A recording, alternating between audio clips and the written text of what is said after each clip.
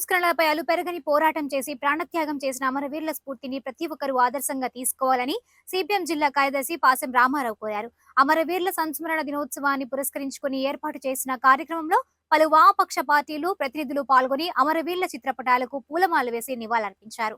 ఈ సందర్భంగా మీడియాతో మాట్లాడుతూ 2000వ సంవత్సరంలో జరిగిన విద్యుత్ ఉద్యమంలో ప్రాణాలు పోయిన ఘటనను గుర్తు చేసుకున్నారు.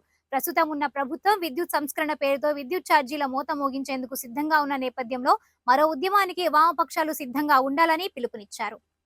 కామ్రేడ్స్కి జోహర్లు అర్పిస్తూ అమరవీరుల త్యాగాల సాక్షిగా తిరిగి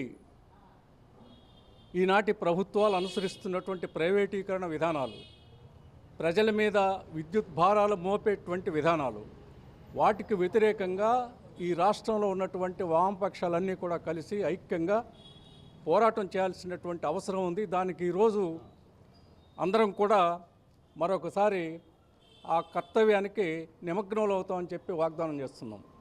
ఇవాళ చంద్రబాబు నాయుడు గారు ఆ రోజు ప్రవేశపెట్టినటువంటి ఆ విద్యుత్ సంస్కరణలు ఈ రోజుకి కొనసాగుతూనే ఉన్నాయి. ఆ ప్రయత్నాలు ఆపలేదు. మధ్యలో ఎన్ని పోరాటాలు జరిగినా సరే తాత్కాలికంగా వామపక్షాలు నిర్వహించినటువంటి ఆ పెద్ద పోరాటం ఫలితంగా ఆ తర్వాత వచ్చినటువంటి 2000 సంవత్సరంలో ఆనాడు ఉన్నటువంటి ఉమ్మడి రాష్ట్రానికి ముఖ్యమంత్రిగా ఉన్నటువంటి చంద్రబాబు నాయుడు గారు విద్యుత్ సంస్కరణల పేరుతోటి విద్యుత్ ఛార్జీలు విపరీతంగా పెంచారు. ఆ విద్యుత్ సంస్కరణలను వ్యతిరేకిస్తూ రాష్ట్ర వ్యాప్తంగా పెద్ద ఎత్తున 9 వామపక్షాల ఆధ్వర్యంలో ఆందోళన జరిగింది. దశలవారీగా జరిగినటువంటి ఆందోళనలో చివరి దశగా చలో అసెంబ్లీకి పిలుపునివ్వడం జరిగింది. ఆ చలో అసెంబ్లీలో వేల మంది ప్రజలు చాలా మిలిటెంట్గా ఆందోళన చేశారు. ఆ ఉద్యమం మీద రాష్ట్ర ప్రభుత్వం ఆ రోజు చంద్రబాబు నాయుడు ప్రభుత్వం కాల్పులు జరిపింది. ఆ కాల్పుల్లో సత్తెనపల్లి రామకృష్ణ, బాలస్వామి, విష్ణువర్ధన్ రెడ్డి ముగ్గురు చనిపోయారు. వందల మందికి గాయాలు తగిలినటువంటి నేపథ్యం ఉంది. ఆ ఉద్యమ ఫలితంగానే ఆ తర్వాత వచ్చినట్టు ప్రపంచీకరణలో భాగంగా నూతన ఆర్థిక విధానాల్లో భాగంగా ఆనాడు ముఖ్యమంత్రిగా ఉన్న చంద్రబాబు నాయుడు ప్రజల మీద నిత్యావసర వస్తువుగా మారిన విద్యుత్తును విపరీతంగా ఛార్జీలు పెంచిన ఫలితంగా ఆనాడు 9 వామపక్ష పార్టీల ఆధ్వర్యంలో దరిదాపుగా 90 రోజులుగా వివిధ ఆందోళన రూపాల్లో రాష్ట్రమంతా కూడా విపరీతమైన ఆందోళన జరిగింది. జోహార్ విద్యుత్ అమరవీరులకు.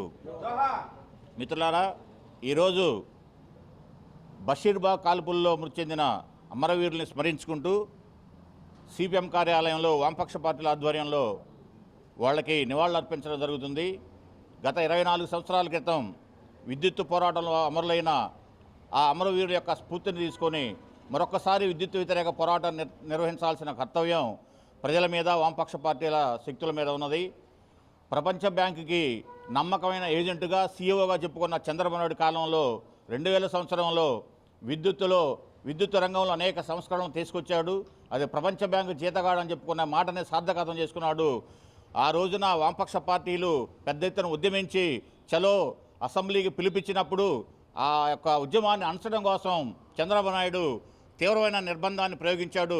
గుర్రాలతో తొక్కించడం, బాష్పాయ గోళాలను ప్రయోగించడం, లాఠీతో విపరీతంగా లాఠీ చార్జ్ చేయడం, చివరికి కాల్పులు జరిపితే 3 యువకులు ఆ రోజున మరణించారు. ఆ యొక్క దుర్మార్గాన్ని వెలుగెత్తి చాటుతూ రాష్ట్ర వ్యాప్తంగా ఆనాటి తెలుగుదేశం ప్రభుత్వం మీద తీవ్రమైన వ్యతిరేకత పెరిగింది. ఆ యొక్క సెగలకి ఆ రోజున ప్రభుత్వం కుప్పగూలిన పరిస్థితి ఉంది.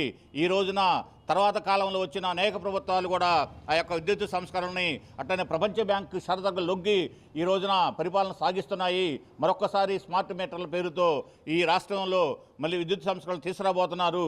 ఈ యొక్క దుర్మార్గాన్ని ఈ యొక్క వామపక్ష పార్టీలు ప్రజల్లో విరివిగా ప్రచారం చేయడం కోసం వాళ్ళ అమరవీరుల యొక్క స్ఫూర్తిని తీసుకొని ఈ రోజు నుంచి ఈ విద్యుత్ యొక్క ఉద్యమాన్ని మరో తీవ్రతరం చేయడం కోసం ఈరోజు ఈ అమరవీరులకి నివాళులర్పిస్తున్నాం.